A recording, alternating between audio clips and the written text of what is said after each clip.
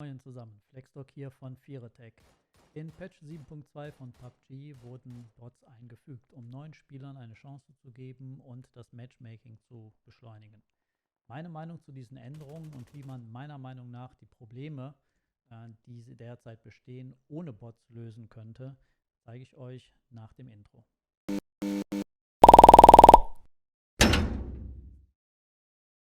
Es ist offensichtlich, dass die Playerbase bei PUBG immer weiter absinkt. Der Hersteller versucht nun Maßnahmen zu ergreifen, um dem entgegenzuwirken. Ein Grund, warum die Playerbase sinkt, ist, dass viele neue Spieler, die sich das Spiel gerade gekauft haben, frustriert sind, weil sie noch keine Skills haben, auf eine Insel geworfen werden mit 100 anderen, die vielleicht schon viel erfahrener sind und wenn sie auf den ersten Gegner treffen, sofort erschossen werden. Dann kommt man zurück in die Lobby, wird auf die nächste Insel geworfen, da geht das Spiel von vorne los. Man muss erstmal eine Waffe suchen, der erste Gegner, auf den man trifft, tötet einen und es geht wieder von vorne los. Dass das keinen Spaß macht und die Leute langfristig frustriert, ist klar. Die geringe Playerbase sorgt immer wieder für Probleme beim Matchmaking, wenn nicht genügend Spieler um eine bestimmte Uhrzeit vorhanden sind, die gleichzeitig die gleiche Map spielen wollen. Dann gibt es Probleme, man muss lange auf ein Spiel warten, teilweise einige Regionen finden sogar gar keine Spiele. PUBG hat nun Bots eingeführt, um beide Probleme auf einen Schlag zu lösen. Sie wollen die neuen Spieler weniger frustrieren, indem diese erstmal nur auf Bots treffen, die einfach zu töten sind und die Spieler so im günstigsten Fall dann einen Skill aufbauen. Gleichzeitig ist es so, dass das Matchmaking viel schneller wird, weil wenn wenig reale Spieler um eine bestimmte Uhrzeit da sind, die eine Map spielen wollen, wird der Rest einfach mit Bots aufgefüllt. Dies wiederum verärgert bestehende Spieler, weil diese natürlich keine Lust haben, gegen Bots zu spielen.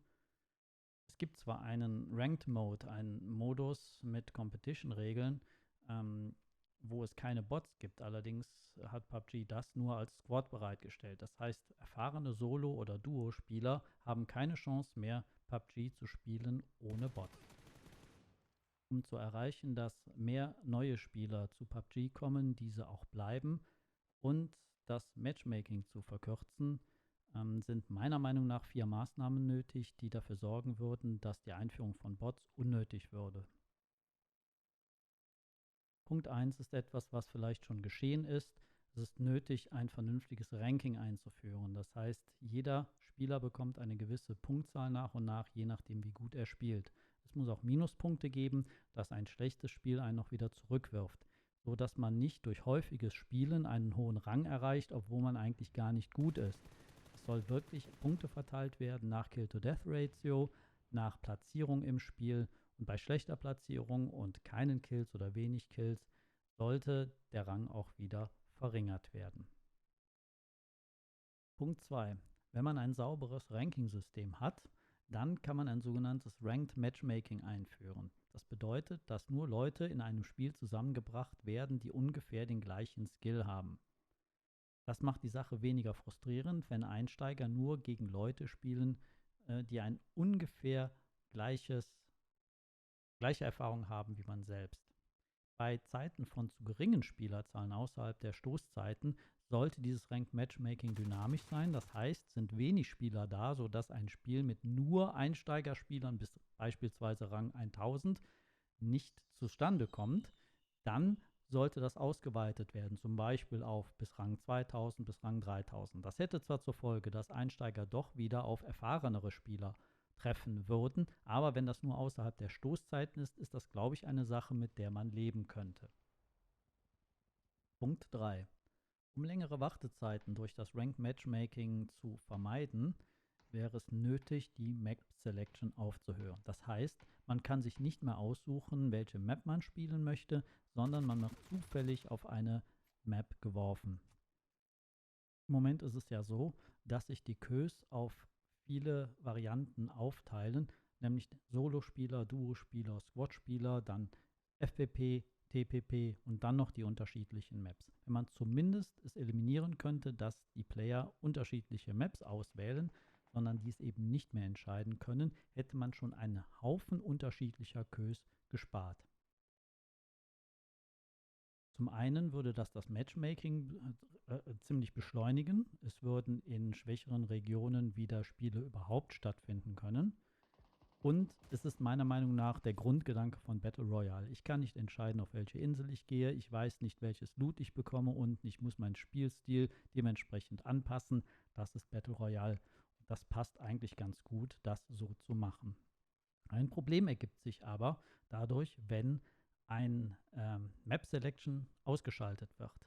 Es wird viele Spieler geben, die dann, wenn nicht die Map zufälligerweise kommt, die sie spielen möchten, das Spiel wieder verlassen. Das ist zwar meiner Meinung nach eher sehr asoziales Verhalten, aber es wird, machen wir uns nichts vor, dazu kommen, dass die Leute aus dem Spiel wieder aussteigen. Hier würde ich zwei Maßnahmen vorschlagen. Die erste ist, eine neutrale Lobby zu machen. Das heißt, wenn man sich in der Lobby befindet, weiß man nicht, auf welcher Map man nachher landet, weil man nicht wie jetzt eben auf dieser Karte sich schon bewegt. Man ist einfach irgendwo in einem Lagerhaus und weiß nicht, wohin man kommt. Erst wenn man ins Flugzeug einsteigt, kann man die Map aufrufen und sieht, wohin es denn geht. Hier können Spieler natürlich immer noch aussteigen. Das sollte dann allerdings geahndet werden, dass sie fürs nächste Matchmaking eine Wartezeit haben. Sie bekommen sozusagen eine Sperre von ein paar Minuten. Das, denke ich, ist eine legitime Sache, um die Leute ein wenig zu erziehen. Natürlich wird es hier einen Aufschrei geben, wenn die Leute nicht mehr ihre Map, die sie gerne spielen wollen, auswählen können und wenn sie aus dem Spiel, was sie nicht spielen wollen, wieder rausgehen, gesperrt werden, dass sie erstmal längere Zeit warten müssen. Das ist ganz klar. Nur die Frage ist, welcher Aufschrei ist größer? Wenn alle jetzt mit Bots konfrontiert werden, selbst wenn es schon erfahrene Spieler sind, oder wenn sie nicht mit Bots konfrontiert werden wollen, gezwungen werden, Squads zu spielen. Ich glaube, dieser Aufschrei, der gerade im Moment losgeht, der ist heftiger als das, was bei einer fehlenden Map Selection passieren würde. Punkt 4. PUBG braucht endlich einen vernünftigen Tutorial-Mode. Die Trainingsmap tut's nicht. In der Trainingsmap sehe ich immer nur Pro-Player, die sich warm spielen oder neue Waffen austesten, nach Updates vor allen Dingen. Spieler, die noch nicht lange dabei sind, Anfänger, sehe ich da nie. Das würde man erkennen an der Bewegung, wie sie schießen. Die Trainingsmap wird einfach nicht dafür genutzt, wofür PUBG sie eigentlich vorgesehen hat. Was PUBG braucht, ist ein vernünftiges Tutorial, wo den Leuten erklärt wird, was Recoil ist, was Bullet Drop ist. Und sie müssen sozusagen kleine Trainingsspiele bekommen, die auch bewertet werden, wo man einen Highscore erreichen kann. Also im Prinzip ein kleines Kovacs Aim Trainer in PUBG, aber mit PUBG-Mechaniken. Es wird verschiedene Slots geben mit Pistolen, Shotguns, Assault Rifles, Sniper, DMRs, SMGs. Und mit jeden Waffen kann geübt werden. Auf statische Ziele, auf bewegte Ziele geschossen werden. Je nachdem, wie gut man trifft, bekommt man Punkte. Man schießt 60 Sekunden auf die Ziele, genau wie das bei Kovacs auch ist. Und dann werden Punkte gezählt. Und man sieht so, dass man immer besser wird. Für dieses kleine Aim-Trainer-Spiel innerhalb von PUBG soll es ruhig auch Ranking Points geben. Das heißt, wenn einer besonders gut schießt von den Einsteigern, steigt er schneller im Rang hoch und braucht dazu nicht nur in einem Spiel gut abzuschneiden und gerät so schneller an Leute, die mehr so seinem Skill entsprechen. Dies macht zum einen mehr Spaß, ich würde sowas auch machen, und vor allen Dingen bringt es Einsteiger schneller zu einem Skill, der sie dazu bringt, dass sie wirklich beim Battle Royale Spiel auch wirklich mal Erfolge erzielen. Und die Moral von der Geschichte: Durch diese einfachen Maßnahmen könnte man das Problem der Matchmaking-Zeiten und der geringen Playerbase leicht beheben.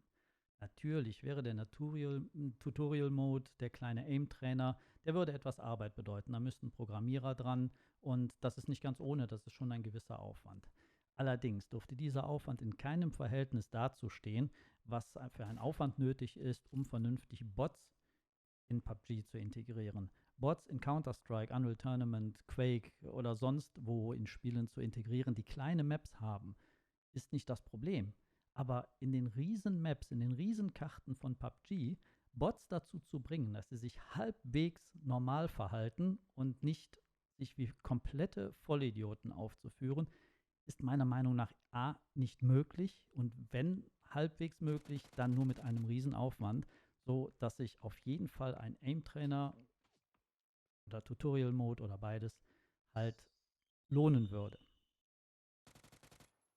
Mich würde jetzt interessieren, was ihr von den Ideen haltet. Seid ihr anderer Meinung? Habt ihr andere Vorschläge? Dann bitte ab damit in die Kommentare.